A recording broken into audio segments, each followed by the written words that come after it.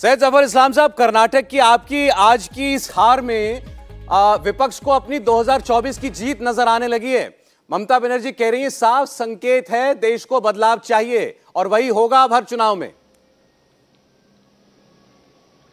देखिए, कर्नाटक वही धरती है जिसपे आपको याद होगा सौरभ जी, हाथ ऐसे वैसे उठा के सब एक दूसरे को गठबंधन की घोषणा कर रहे थे, ऐसे हाथ उठा के एक दूसरे का हाथ मजबूती से पकड़ के, वो लेकिन वो मजबूत नहीं थे, बहुत कमजोर कड़ी में थे वो लोग।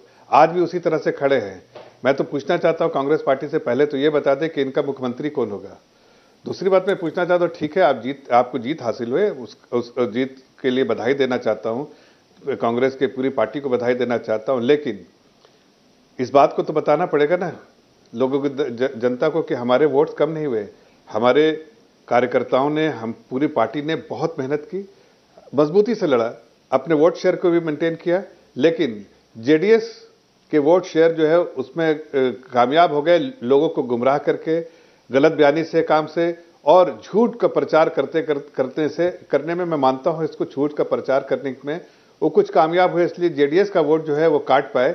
जेडीएस के खिलाफ उन्होंने जो प्रचार किया वो काट पाए और इसलिए जेडीएस का वोट ट्रांसफर हुआ, उसका उनको फायदा हुआ। लेकिन भारतीय जनता पार्टी को कोई ऐसी एंटी इनकम्बेंसी नहीं दिखती है, कोई ऐसी चीज नहीं थी जिससे के लिए भारतीय जनता पार्टी को हम चिंता जरूर करेंगे, लेकिन वो चिंता जिसके बारे में वो ममता बनर्जी कह रही हैं, उनको अपनी हार दिख रही है सामने कि इस बार 18 था तो भारतीय जनता पार्टी 35 सीटें लेके आएंगी। और उन्हीं के पार्टी का किसी बड़े नेता ने कहा कि ऐसा लगता है कि इस बार भारतीय जनता पार्टी यहां से 35 सीटें जीत के आ जाएगी बंगाल से, इसलिए उनकी चिंता वहां से सता रही है। लेकिन हकीकत है कि आज ठीक है, आज कांग्रेस जीती है, उन्हें बताना भी चाहिए देश की, प्रदेश की जनता को भी मुख्यमंत्री कौन होगा। बहुत सारे दावेदार हैं, सब लोग अपने जो है रिंग में फेंक रहे हैं, कोई ना एक तो दावेदार को बताना चाहिए ना, चाहे सिद्धारमैया हो, चाहे डीके शिव कुमार हो, चाहे खड़गे जी हो, कोई तो हो। और हमारी पार्टी के जो एफर्ट्स है उनमें कोई कमी नहीं रही। हो सकता है कि कुछ उन्होंने जो नैरेटिव चलाया झूठ बोल के, उसमें वो कामयाब हो सकते हैं, थोड़े बात हुए हैं, हम उसकी समीक्षा करेंगे, हार के हम समीक्षा करेंगे। साहब, बात अब कोशिशों की नहीं है, बात तो नतीजों की हो रही है। देखिए, आज विपक्ष जो है वो ये कह रहा है, जैसे ममता जी ने कहा, ये अंत की शुरुआत है और आज जाहिर है विपक्ष के हौसले बहुत बुलंद है। मैं जानना चाहता हूं आचार्य जी के पास। आचार्य जी, लेकिन सवाल यह है कि कर्नाटक राज्य की जीत से क्या 2024 में बीजेपी के अंत की आहट सुनना कहीं थोड़ा ज्यादा पढ़ना तो नहीं है इन चुनाव के नतीजों को?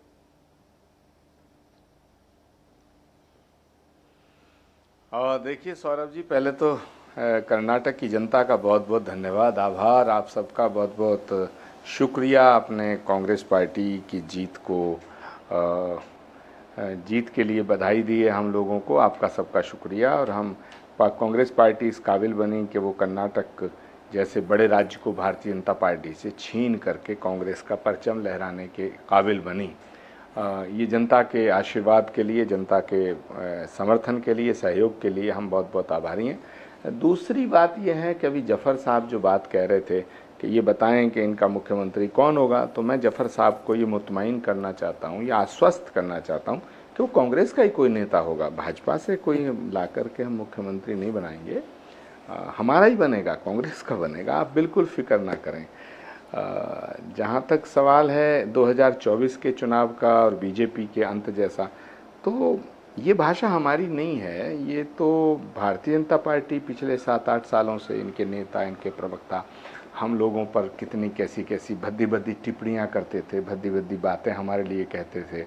कांग्रेस ख़त्म हो गई है, कांग्रेस अब दफन हो गई है, कांग्रेस अब दफन हो जाएगी, कांग्रेस अब कभी नहीं आएगी, है ना। तो ये तो कोई पार्टी राज्य में जब चुनाव हारती है या देश में चुनाव हारती है तो उसका पतन थोड़ी हो जाता है। कांग्रेस मुक्त भारत करने का सपना तो बीजेपी ने देखा था, हमने तो नहीं कहा कि हम भाजपा मुक्त भारत कर देंगे, हम आज भी नहीं कह रहे हैं। आज हमारी पार्टी की प्रचंड जीत हुई है, इनकी हार हुई है, लेकिन हम इस जीत का श्रेय जो है कर्नाटक की जनता को देते हैं।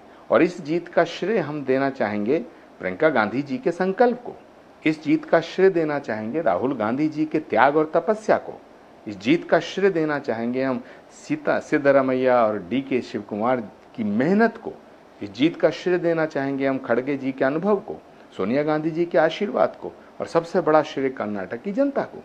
और इसको हम बड़ी विनम्रता के साथ, हम कोई अहंकार में चूर होकर के उल्टी सीधी बातें करें, ये लोकतंत्र में ठीक नहीं है। ये बीजेपी के नेताओं को शोभा देता, हमें शोभा नहीं देता। हम बिल्कुल नहीं कहना चाहते कि बीजेपी का अंत हो जाएगा, बीजेपी का वो, लेकिन 2024 के चुनाव पर इसका असर जरूर पड़ेगा सौरभ जी। और असर क्यों ना पड़े, देश की राजनीति में जो भी घटनाएं घटती हैं उनका प्रभाव पड़ता है। लेकिन एक सवाल मेरा जो बहुत इंपॉर्टेंट सवाल है वो भारतीय जनता पार्टी के सम्मानित ऑनरेबल आदरणीय प्रवक्ता महोदय से पूछना चाहता हूं कि ये कर्नाटक की जो हार है इसकी जिम्मेदारी किसकी है? अगर कर्नाटक में भारतीय जनता पार्टी जीत जाती, कर्नाटक में बीजेपी की दोबारा सरकार बनती, तो मैं पक्के विश्वास के साथ कहता हूं कि इसका श्रेय मोदी जी को जाता, अमित शाह जी के मैनेजमेंट को जाता, श्रेय मोदी जी को जाता। लेकिन कर्नाटक में जो बीजेपी हारी है इसके लिए जिम्मेदार कौन है? इंडिया टीवी हर वक्त हर जगह डाउनलोड करने के लिए सर्च करें India TV news Google play store या ऐप स्टोर पर।